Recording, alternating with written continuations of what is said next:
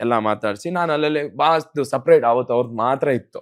ನಮ್ದೊಂದ್ shot ಇತ್ತು, ಅವ್ರದೊಂದು 4-5 shot ಇತ್ತು.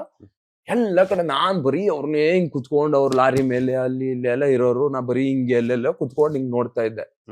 ಮಾರನೇ ದಿನ ಆಯ್ತು, ಮಾರನೇ ದಿನ ಸೀದಾ ಬರ್ತಾ ಇದ್ದೆ.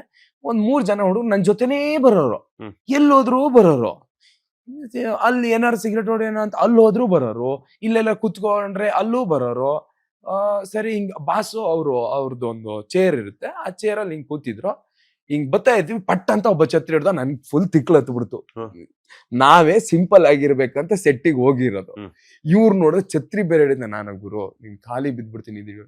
ಇಲ್ಲ, ನಿನ್ನೆ ನೀವು ಅಲ್ಲೆಲ್ಲೋ ನೆಲದ ಮೇಲೆ ಕುತ್ಕೊಂಡಿದ್ರಿ, ಆಮೇಲೆ ನಿಮ್ಗೆ ಯಾರು ನೀರ್ ಕೊಡೋರು ಇರ್ಲಿಲ್ಲ, ನೀವೇ ನೀರ್ ತಗೊಂಡ್, ಇದೆಲ್ಲ ಬಾಸ್ ನೋಡಿದಾರೆ. ಈ ಸಿನಿಮಾ ಮುಗಿಯೋ ತನಕ ನಾವು 3 ಜನ ನಿಮ್ ಜೊತೆ ಇರ್ಬೇಕು ಅಂತ ಕಳ್ಸಿದ್ದಾರೆ. ನಾನು ಯಾವ ಜನ್ಮದಲ್ಲಿ ಏನ್ ಮಾಡಿದೀನಿ ಪುಣ್ಯ, ಅದೆಲ್ಲ ಒಂದ್ ದೊಡ್ಡ ಮಿರಾಕಲ್. ಹೌದ್ರಿ. ಇದೆಲ್ಲ ಯಾರಿಗೋ ಏನೋ ಅನ್ಸ್ಬೋದು, ಯಾರೇನಾದ್ರೂ ಹೇಳ್ಬೋದು. ಇದೆಲ್ಲ ಸುಳ್ಳಾಗಿದ್ರೆ ನನ್ನ ನಾಲ್ಗೆ ಮೇಲೆ ಕಲಾ ಸರಸ್ವತಿ ಕುಣಿದೇ ಇರ್ಲಿ. ನನಗ ಅಷ್ಟು ಖುಷಿ ಆಯ್ತು. ಎಂತ ಮನ್ಸಿರ್ಬೇಕು ಇದಕ್ಕೆ.